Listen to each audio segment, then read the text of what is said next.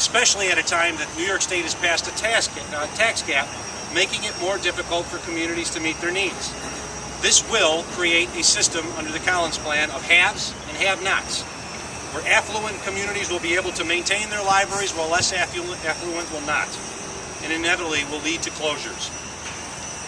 Additionally, the executive proposed this plan without looking at the economic feasibility of it, nor what his plan actually entails.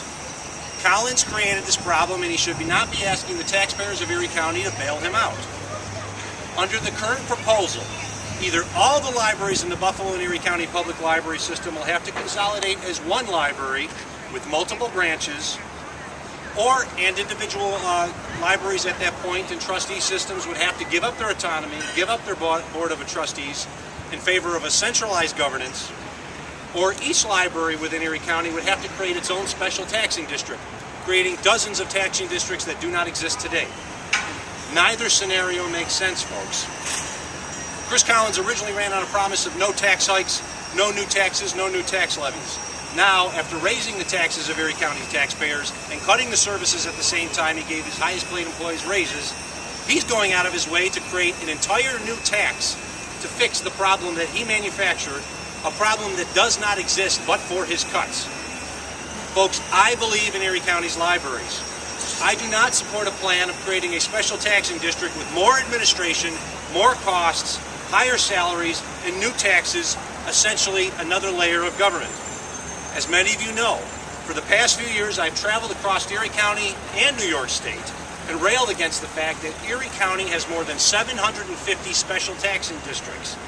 That represents more than 10% of all the special taxing districts in New York State combined. Erie County does not have 10% of the population. Erie County does not have 10% of the tax base. We should not have more than 10% of the special taxing districts. That is wrong. Erie County has become the poster child for too much government.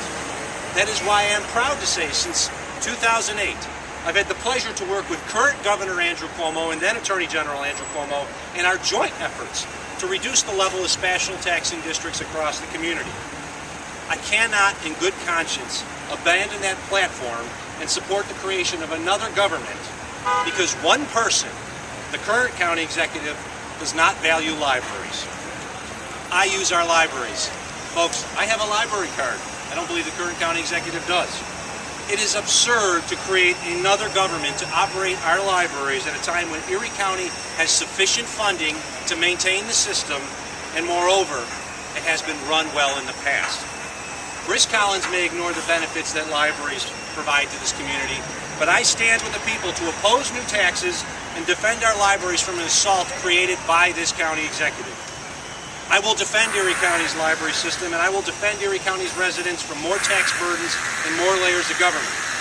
As county executive, I will continue to fund the Erie County library system, but will demand that an annual economic review of each of the library's branches and the system be provided to the executive and budget legislature before the budget is approved. Presently, that is not done. A general review, not a specific review, is provided. Additionally, as this report shows, communities across the country are performing top-to-bottom expansive reviews of not only the value and what the libraries cost, but the value that brings back to our community. We have information on here with regard to reports from the City of Philadelphia's library system, the state of Vermont's, the state of Wisconsin's, but we're not doing that here in Erie County.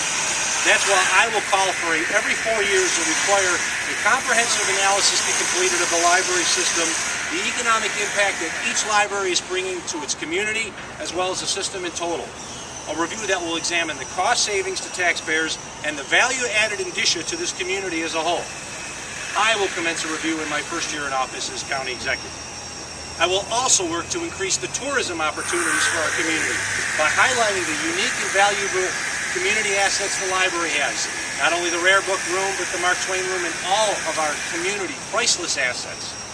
Instead of reducing hours and closing access to our priceless community assets, we should be celebrating our priceless community assets, inviting others to see what we have here in Buffalo, just like they do with the New York Public Library, but also what they do in Cincinnati, Cleveland, Pittsburgh, and Syracuse. We should not be behind the times, we should be leading the times.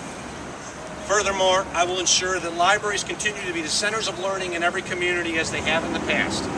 I will demand that all library branches meet the basic criteria of being a place where people of all ages, 5 to 105, can educate themselves, and that the latest technology be made available so that we can compete in a global economy. The children's room was closed in this library. It was closed in most libraries. Hours are reduced. If you're working 9 to 5 and you're laid off, you may go to your library and find that it's closed. You don't have the opportunity to do the work necessary to get a better job for yourself or to educate yourself. That's bad. Because folks, during the Depression in America and in this community as well, Erie County libraries grew. During the Great Depression, Erie County libraries, as well as across the United States, grew. We should not be cutting them now when we have sufficient funding to do so. The county executive laid a plan without talking to his partners in government, or for that matter, librarians.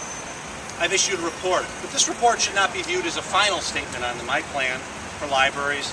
It's going to be used as a template going forward for future discussion, analysis, and ultimately cooperation between community stakeholders with the goal of creating a better library system. Our libraries create essential economic benefits, and I intend to capitalize them in order to grow our economy, create new jobs, and support our residents. Working on this together, we will reach that goal. I will stand with you, and working together, we will create a better community. Thank you, and I'll be glad to answer any questions you may have.